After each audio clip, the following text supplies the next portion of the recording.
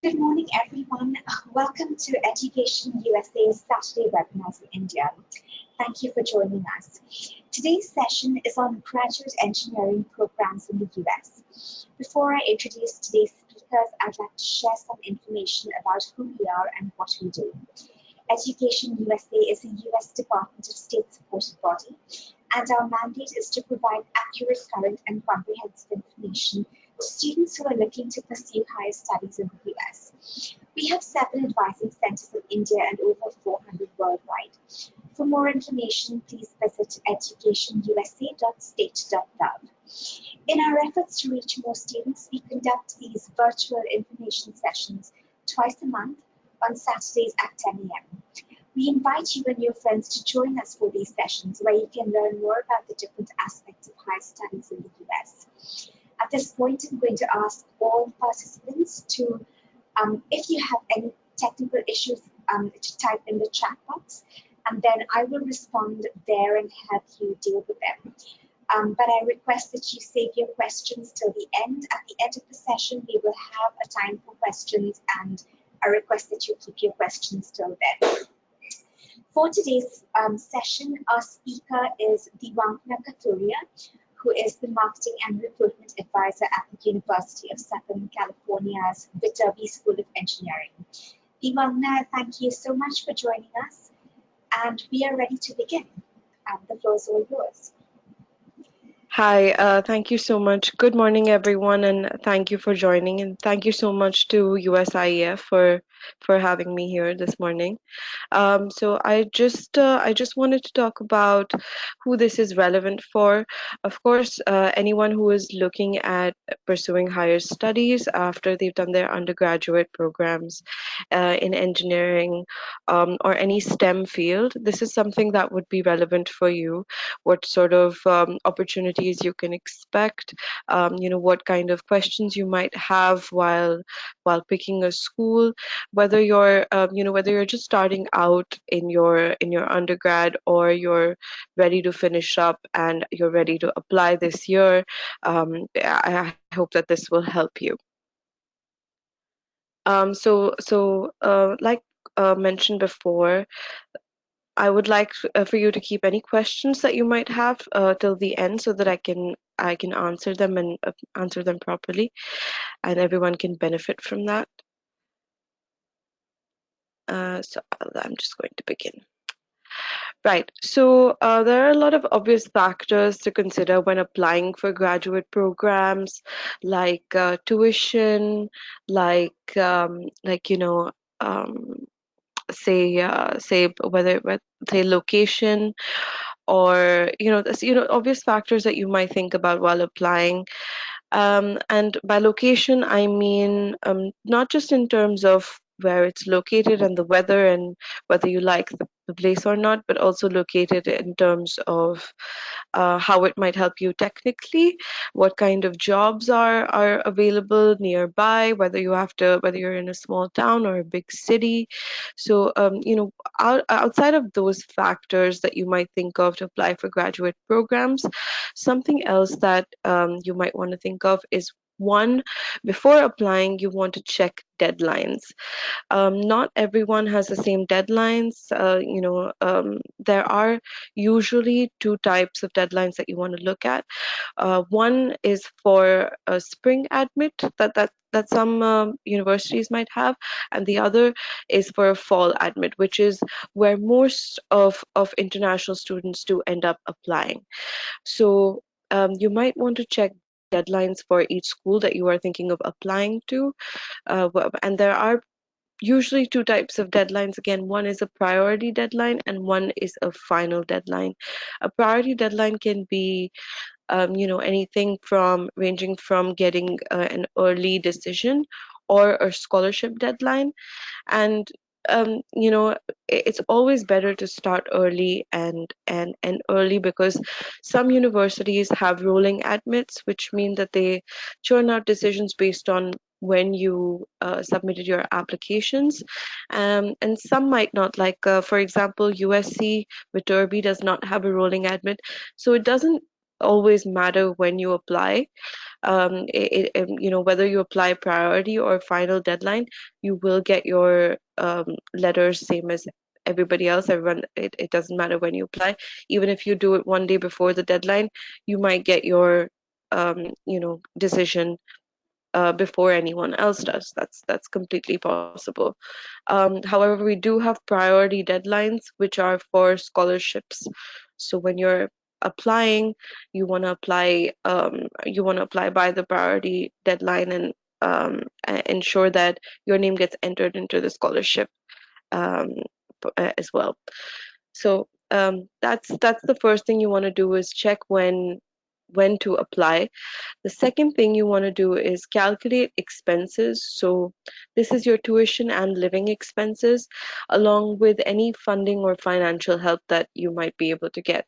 Now, here you want to look at the kind of scholarships available, what what extra work you might have to do in order to get that scholarship, whether there's a separate application, or like I discussed in USC's case, there's just a separate time to apply, or rather an earlier time to apply.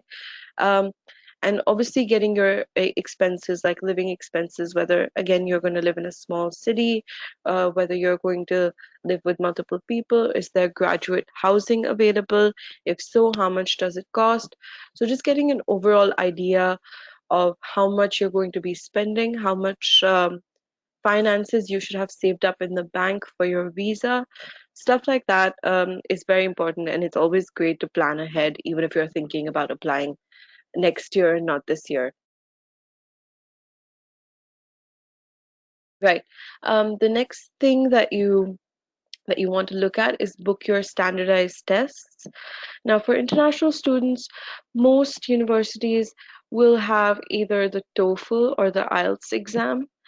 But on the technical aspect, they will require you to take your GRE exam.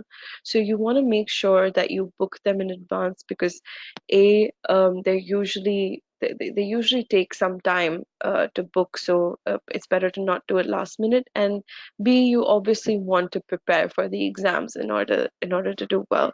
So it's always best to see what sort of tests your university is looking for, and apply for them well in advance. I would say at least 2 to 3 months in advance for for at least the GRE, or even 6 months in advance for the GRE, while the TOEFL and IELTS can probably wait 2 to 3 months.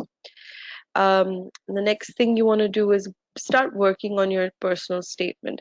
Now, this doesn't mean you actually have to write down before you even decide which university you want to attend, but working on your personal statement also has a lot to do with why you think you want to do a certain program from a certain university. And in that time, let's say you have a year from now to when you want to apply. In that time, working on projects, or working on things that might give you more of an edge over other students. We'll discuss that in a little while anyway. But working on your personal statement, not just for the university, but for you to understand why you want to go ahead with a specific program or a university, or what interests you about STEM. So that's always important to do, and start early again. The next thing that you might want to work on is your references and letters of recommendation. Now, here too, if you are thinking to do just a master's and not a PhD, then some universities don't require you to submit a letter of recommendation. However, I think it's always better to have um, a, just in case you want to do that later in life. You never know that doing a master's program might spark an interest in research for you. But like I said, some universities do require LORs, whereas I will say for most of our master's programs, we don't require. University of Southern California does not require a letter of recommendation. However, I still tell students that even though it is optional, it's always better to sort of have a couple of LORs from academia. And if you are someone who has worked for a while, it's better to have two from academia and one from the workforce, someone that you worked with, and something that will strengthen your profile. So again, you want to look at references and letters of recommendation when you are thinking of applying.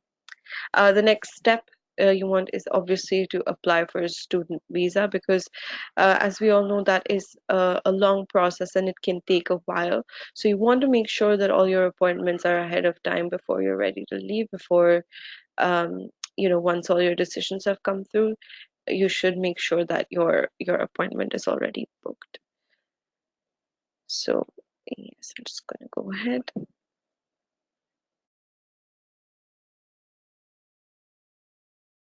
Right. So I know there's always a lot of talk about STEM programs and job opportunities, and of course that is what we want at the end of the day, is good employability and good employment. So one thing that I want to tell everyone is everyone who might worry about this already, I would say there are so many jobs, especially in STEM.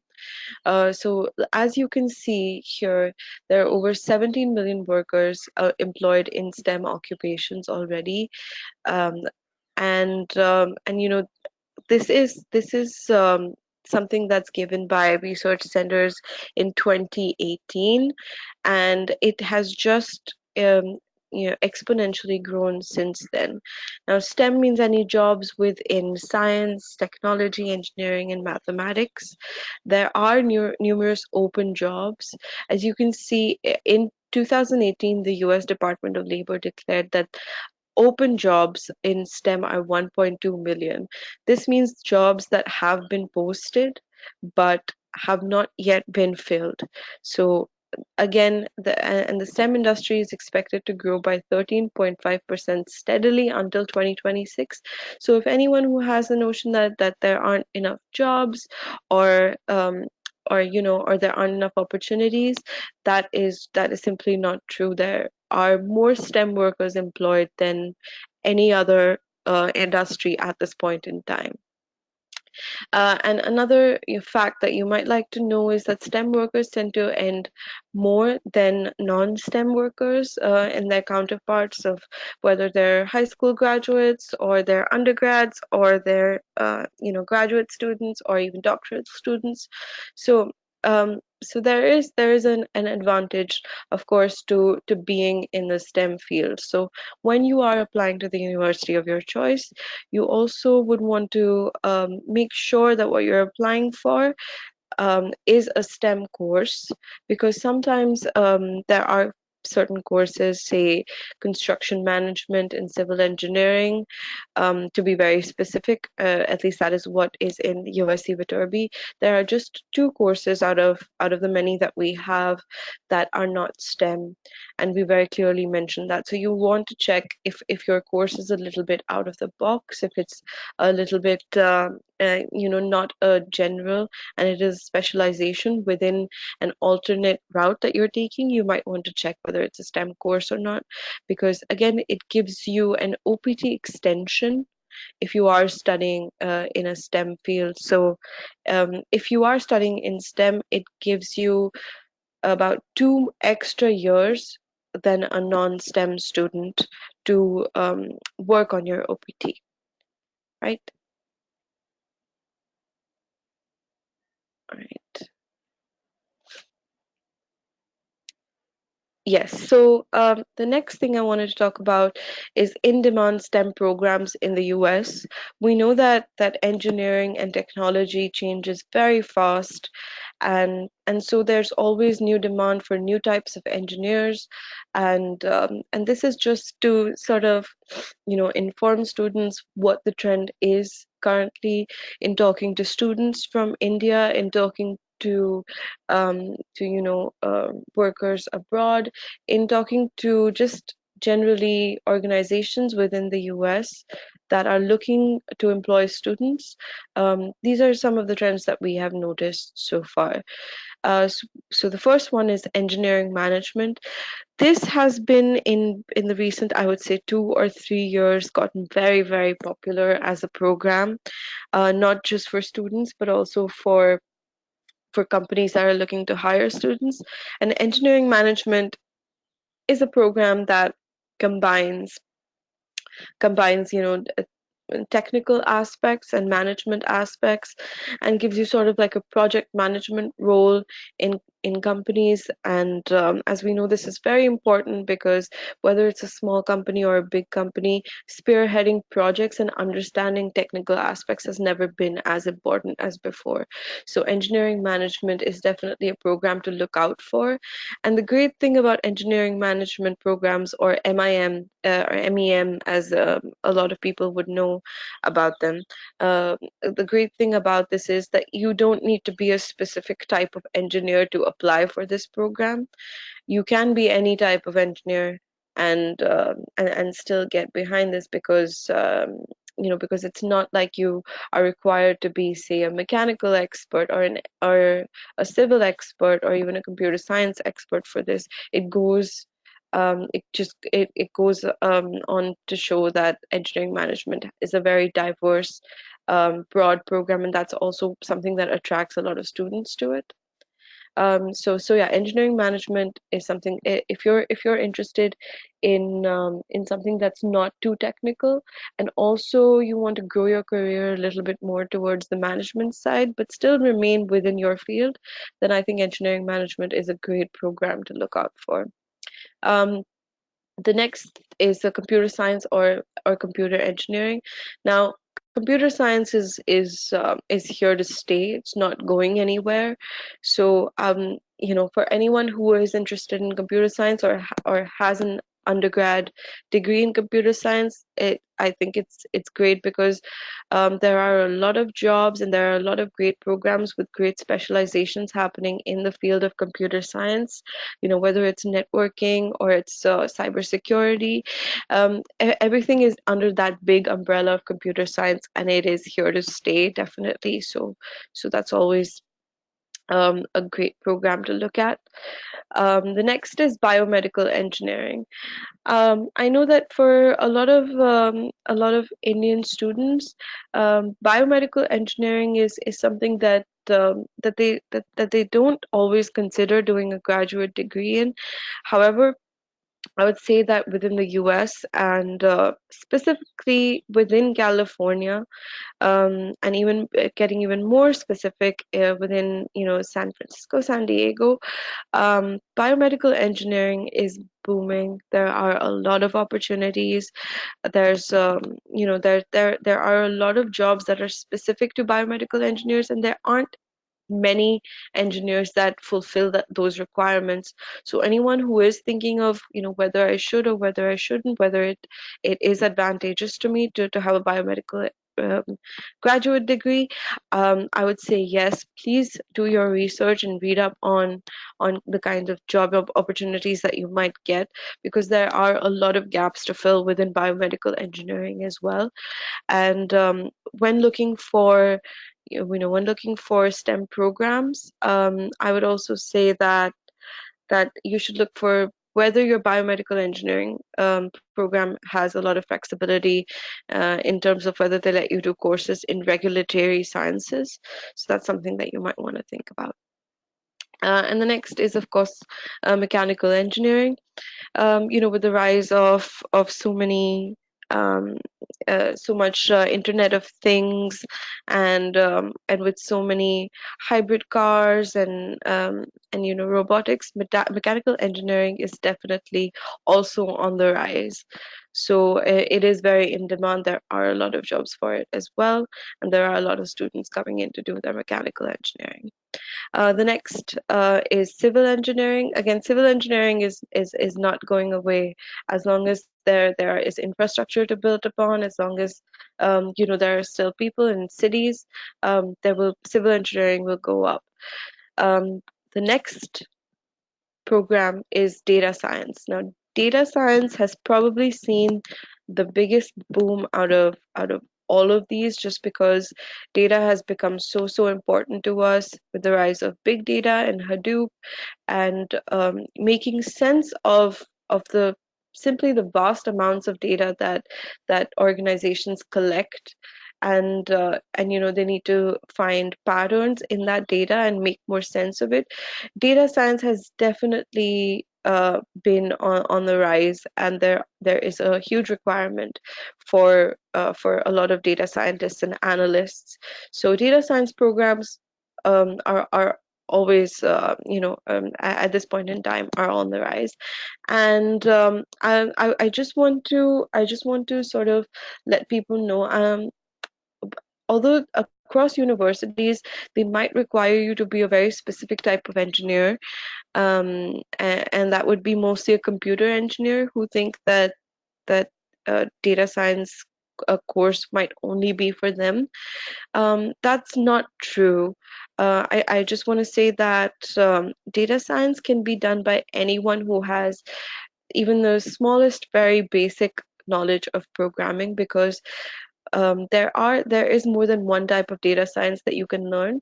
And especially within USC Viterbi, we have a data science that is within a computer science specialization, which is specifically for computer science graduate students. And there is an applied data science course, which any type of engineer and it's a great course that covers everything from A to Z, the applied data science course, because it doesn't really require you to be an engineer, just have good analytical and statistical abilities. That is enough to do the applied data science course. So anyone who's thinking that, oh, I haven't done programming before, will I be able to do it? Absolutely. You just need to have that mathematical acumen and analytical abilities enough to do the data science course. All right, the next program is machine learning. Again, with the rise of robotics and AI, machine learning has become one of the biggest programs that are spearheading the industry right now. Just because so many companies, whether they're innovative or whether they're just companies with lots of data and lots of machines, they are automating, and they are sort of making sure that their machines are more intelligent in order to do more work. So machine learning is a course that you want to look at as well. The next is green technologies. Now, this might be called environmental engineering or might have another name in other universities and throughout the United States. But because of sustainability playing a huge role in today's world, green technologies is also something that is starting to become highly employable as a skill, and people do want to have green engineers or environmental engineers. So if this is something that resonates with your, or you do think about the environment and sustainability and how your engineering degree can help there, you might want to look at a graduate program in green technologies. And yes, this is a STEM program, so it still comes under that umbrella. And the next obviously is electrical engineering. Like I said, there are a lot of there's a lot going on under IoT, Internet of Things, and electrical engineering will always be a big part. And computer science and electrical kind of go hand in hand at this point.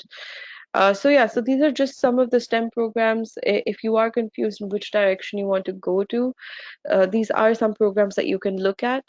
You might think that some of these are not relevant to you, but I would suggest you to check out programs and their requirements and whether they really require you to be of a certain discipline to apply. I know for a fact that at USC, you the, you can apply to multiple programs if you are say if you are a student of hard science. I know you can still apply to biomedical, you can still apply to civil, you can still apply to chemical engineering. So stuff like that, you might want to think about where all you can apply, what all avenues it opens up for you, no matter which discipline you have already been a part of. Right. The next thing that I just want to kind of show everyone is the common salaries throughout the USA. Please note that these might vary according to the location and company size, and a very great tool that you know that you might want to use just to find out what your return on investment is, or just out of curiosity how much you should be making at the time of you applying, um, is PayScale. So PayScale is a great website that tells you that gives you a rough estimate. I wouldn't say it can tell you exactly how much your salary is going to be. However, it gives you a rough estimate as to what kind of CGC to expect post graduation. So, like I said, biomedical engineers, it's somewhere around 76,000 USD a year. For data science engineers, it's 96,000 USD a year. And again, this depends on how much experience you might have had previously as well. So a senior civil engineer, I think for a junior to senior, I think the pay ranges anywhere from 65,000 USD to 93,000 USD. Again, this just depends on your years of experience. A machine learning engineer is 111,000 USD per year. A junior to senior mechanical engineer is anywhere between 66 to 96,000 US dollars a year. And again, just to sort of point out to where I mentioned before, when you're applying, what you might want to look at, um, geographical location matters here as well. For example, living and working in California, you're probably going to have a higher salary. And this is not just because the cost of living is more expensive in a state like California. It's also because of the sheer number of startups and companies that are present there, that they are quite competitive when it comes to salaries. So that is also something that you might want to consider. Right. Now, I told you what process to go through before applying, but what do you want to look at in a graduate program, specifically the universities that you're looking for? Again, tuition is something that you might want to think of. Location is something that you obviously might want to think of. Um, all of those things, but from a more from a deeper perspective, or from something that might benefit you, what all things that you might want to consider before you narrow down your universities or narrow down your programs. One thing is the first point, and I think it's very important for students to consider, is course flexibility. How flexible is your program? Um, and this simply means whether it's something that's interdisciplinary. Now, I know for a fact that for some students, it's not very important to have a flexible program. It's very for them. It's they know exactly what they want, and they know that they want it structured. Um, they want it structured loosely, or they want it structured exactly the way they want. So basically, course flexibility just means how well you can tailor your own program if that's something that's important to you. That's something that you should look at. How many credits are given to you that are something that let you pursue specific programs within other disciplines. So, for example, I'm a computer science student, but I'm also interested in say mechanical courses or a few biomedical courses. You might want to look at the course catalogs for these universities and see whether these courses are flexible enough to let you take those extra classes, or take those electives, whether they're already built into your course or whether you have to go out of your way to take them. So I know for a fact that a lot of our students look at course flexibility, especially those doing courses like engineering management and biomedical engineering, financial engineering. They can sort of tailor their course, and have anywhere between 6 to 8 credits that they can, that they're free to take out of whichever discipline they want within the Viterbi School of Engineering. The second thing that you might want to look at is the kind of faculty and active research and labs. So it's always important to do your research on the faculty. Although many universities have great faculty, you might want to look at what sort of teaching methods they have, whether they have any classes online that they might have done, or whether they have any videos that you can look at just to sort of get a sense of their style of teaching. Um, whether it's very hands-on or it's laid back, what works for you. And this is actually very more important for PhD students than I think it would be for master's students. But faculty that is doing active research, if research is something that you're interested in, maybe you're interested in it right now or at a later stage, but faculty doing active research in the market is very important. And active research just basically means that it is a funded research that they are actively undertaking, and whether it's of any interest to you, whether you can sit in on one of their labs and take a look at this research so as to inspire a project, or um, you know inspire you to maybe take a PhD forward, or whether just to learn something new and watch it live. So that is also something that you might want to consider.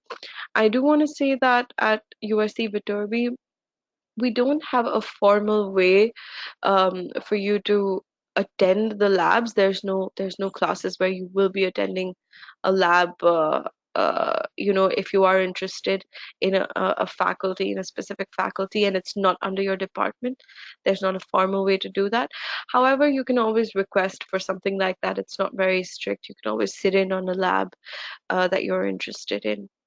um, yeah, the next thing that you want to look at is TA and RA ships, which is teaching and research assistantships. These are positions that help you earn while you are still a student, and possibly help you learn a little bit more, or be sure of what you already know. And TNR ships are great to look at. How many opportunities a certain program or a certain university might have within their TAs and RAs, and what are the benefits of that, how many hours you might need to put in. So that's also something that you might want to look at in a STEM graduate program.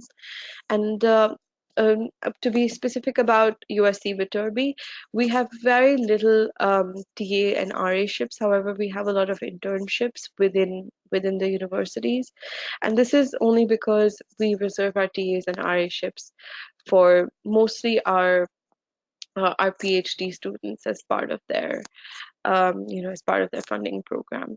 So, however, I would say that within computer science, there is more of an opportunity, but again, it's very competitive.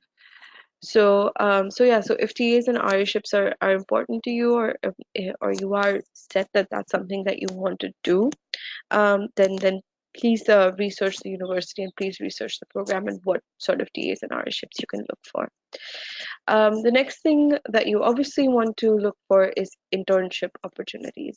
While you are studying, um, it is great to get hands-on experience, and it is great to know that a lot of organizations come to your universities, or you might have some uh, programs, or some tie-ups with certain organizations where they come in and give you seminars on how to on how to get an internship with them, or just maybe there's a specific organization that picks up in huge numbers, so that you do ensure that you get an internship during the summertime, or maybe even during your second year as a graduate student, where you can work side by side. um, so looking at internship opportunities that are affiliated with your university and the kind of program you're looking for within that area, that's also very important. So make sure that you research internship opportunities, because sometimes, yes, you can focus on getting your degree maybe a little bit earlier and take classes during the summer instead of internships. However, I would say that having an internship and having a rather an internship that is relevant to your degree always helps you understand it better, and might also turn into a job offer later on. So it is always good to have. The next thing that you want to look at is career services. This is kind of related to internship opportunities, but it is more about the university that you're applying to. You might want to see if your university has a career services department that sort of helps you um, become more employable. And by that, I mean, um, I mean, because um, there is a certain way that interviews are looked at, and your resume is looked at by employers in the United States as opposed to them here.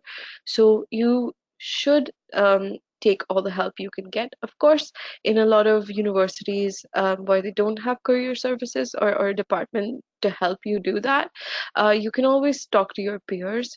However, I feel like it helps to have an official body within the university. And speaking of career services, I know for a fact that University of Southern California does have career services where they hold fairs, where they do mock interviews that help students a lot while clearing their, whether it's their internship interviews or it's at a later time for their jobs, and they teach you how to network, and it's just a sort of great resource to have that you can use while you're looking for a job, or throughout your studies as well, just to know what to look for, and help you get a sense of better direction in what sort of job you might want. So these are some of the things that you want to look for in a STEM graduate program outside of the norm.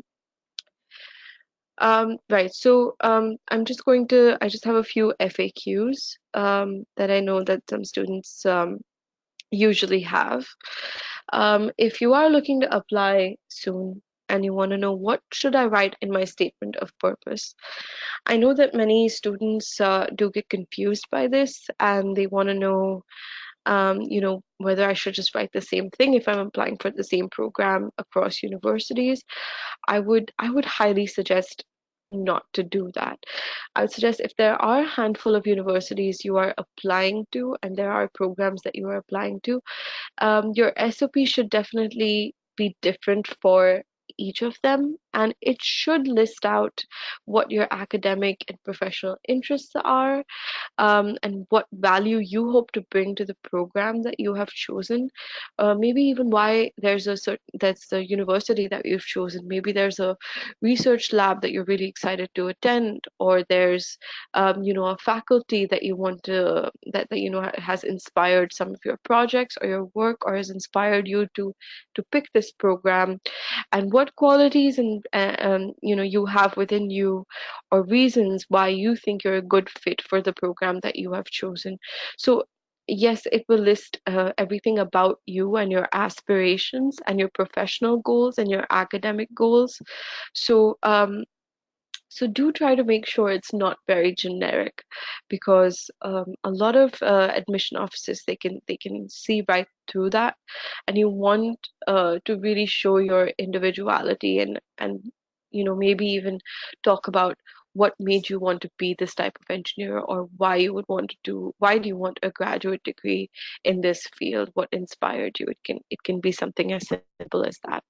And I would also suggest that if you are thinking of a statement of purpose, to please keep it concise.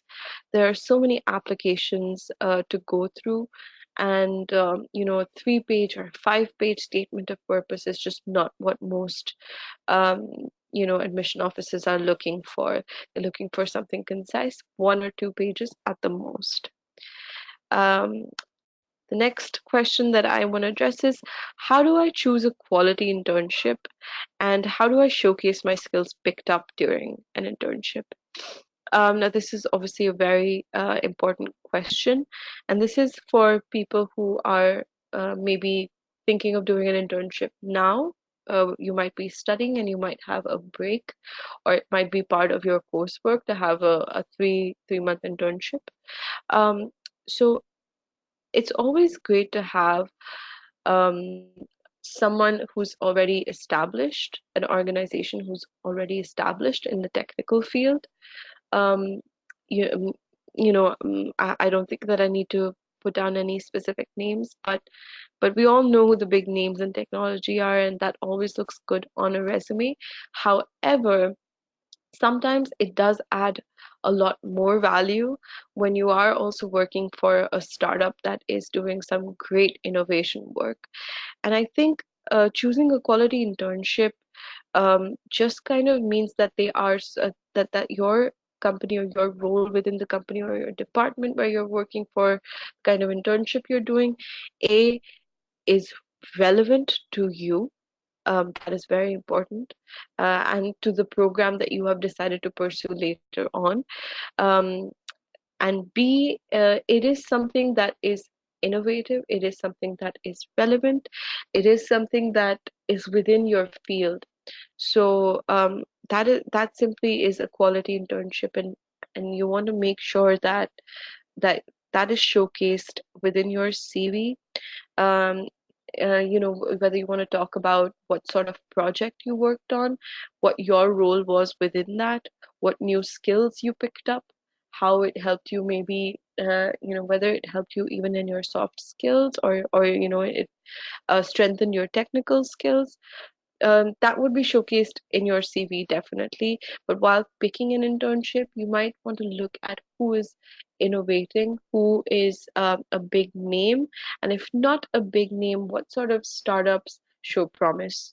That is that is all that universities sort of look at, even if it's not a big name. Right. So if some of you are doing research papers or review papers, you might be confused, and this is a big question.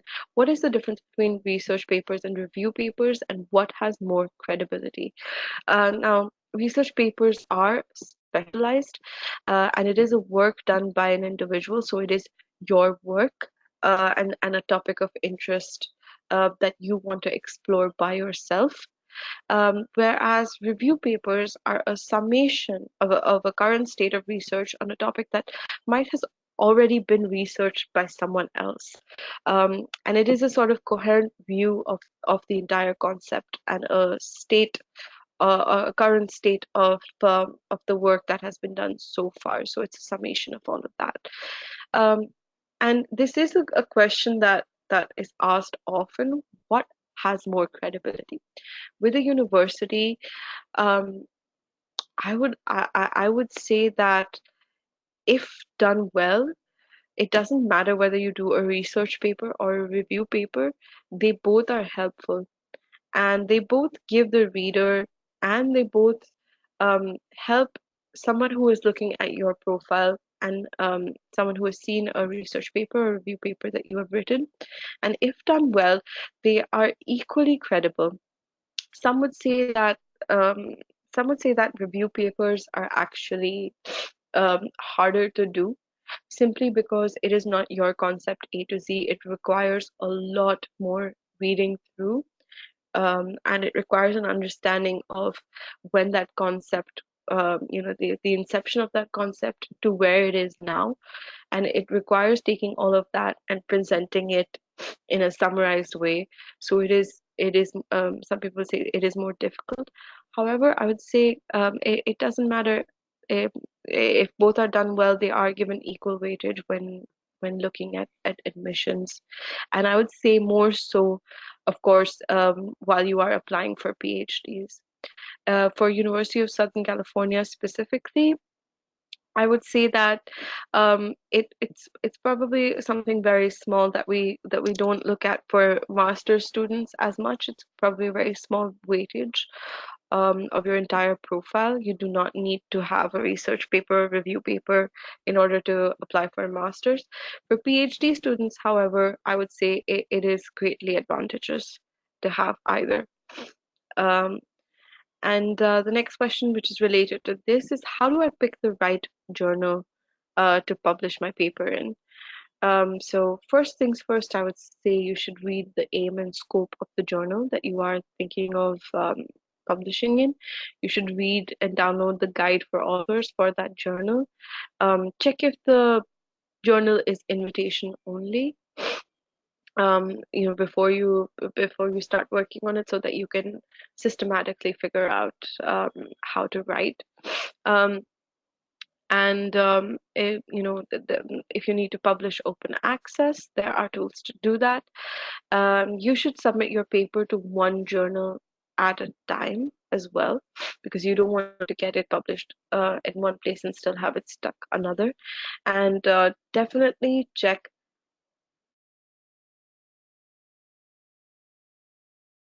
Sorry, definitely check the journal performance for review and publication timelines. Now, there are certain tools online um, that will help you. That will sort of help you to find the right publication for you.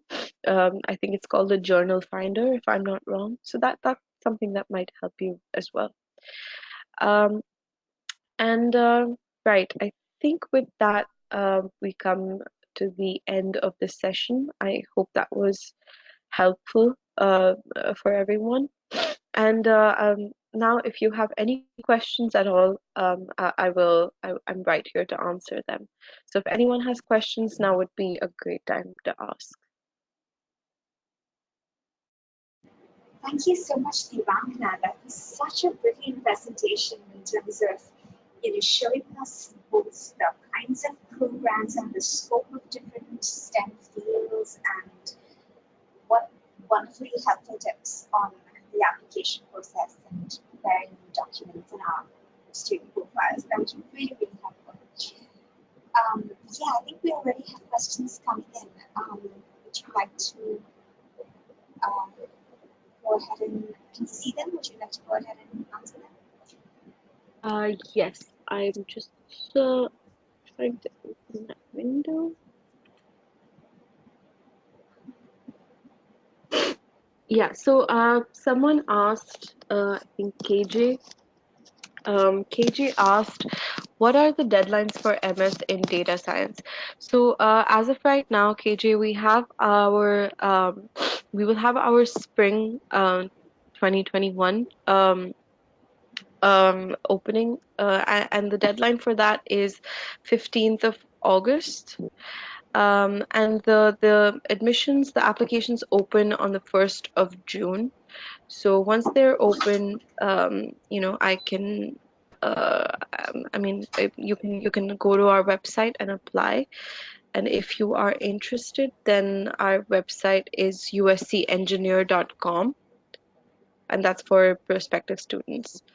Rishabh Bajaj wants to know, can I get a copy of the presentation? Yes, absolutely. If any of you are interested in getting a copy of the presentation, I'm just going to put in my email um, on the chat window, and you can see that, and you can email me, and I will send that to you. That's not a problem at all.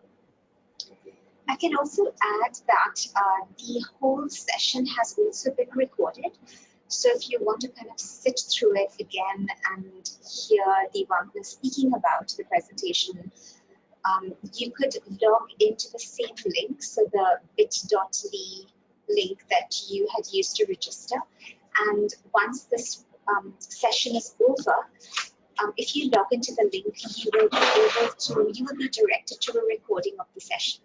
So do feel free to do that as well if you want to kind of just go over the entire session again. Diwangna, I wonder if I could also ask you a question, and that is that a lot of students, are interested in these kinds of tech management fields, but are not sure which programs to go for.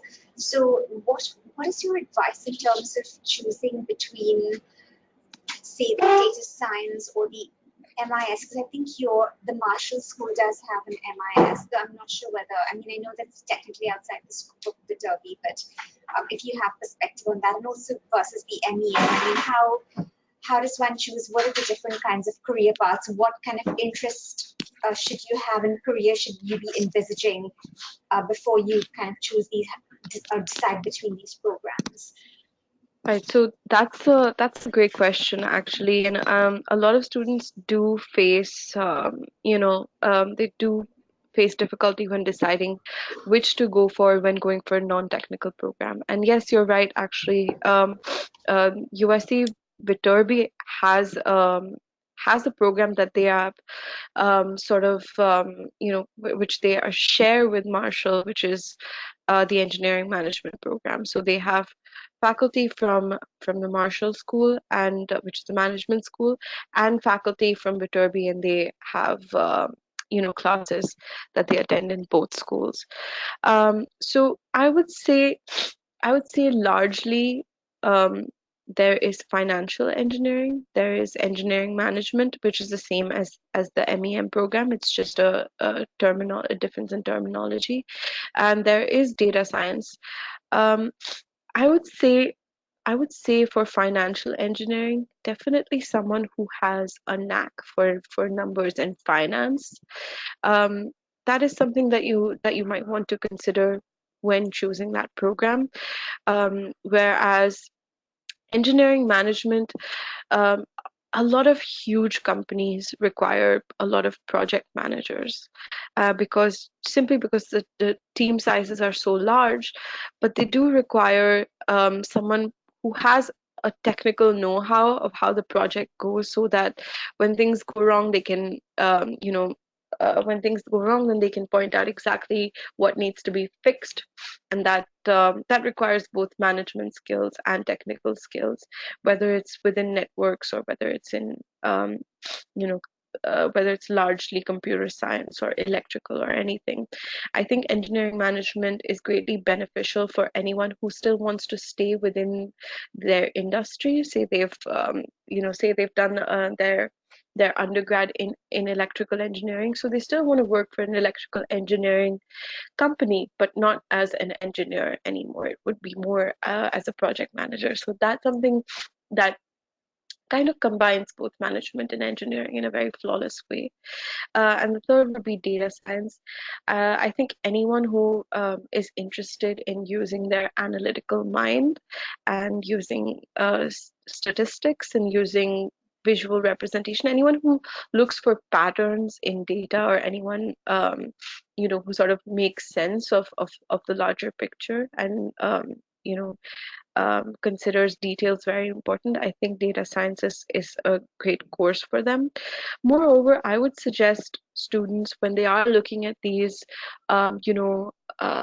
sort of alternate up and coming courses, that they should definitely look at the course catalog, which is usually available online for universities, just to know what subjects, what kind of subjects are taught and what those entail, and whether that interests them or not.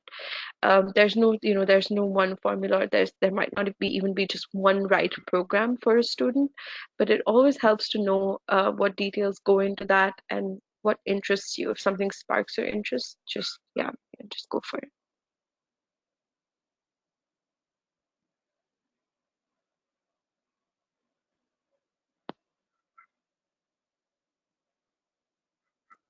Thanks, Diwangna. Could I also follow up on this subject? If one does an NEM, or an engineering management program, Mhm. assuming that one wants to be within the engineering world, but on the managerial side, do you feel that an MBA additionally is required later on in one's career, or does the MEM suffice for to ascend the ladder within the engineering world? Well, I think that depends entirely on what your goal might be.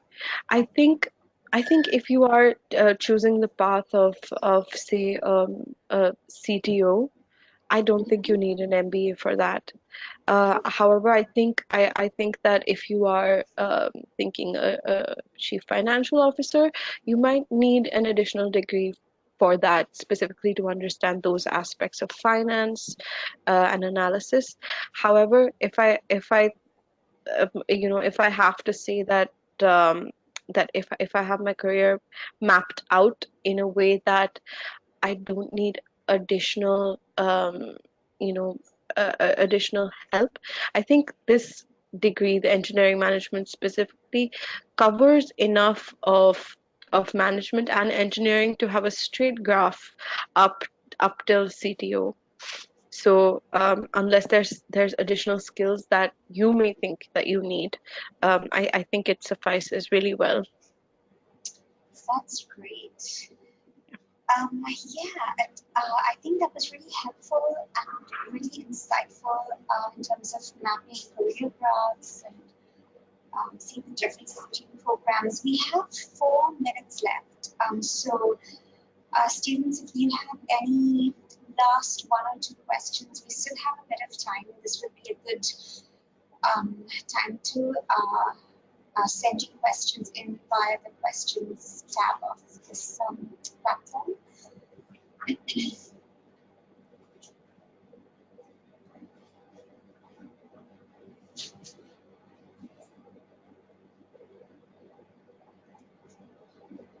All right, I think we seem to be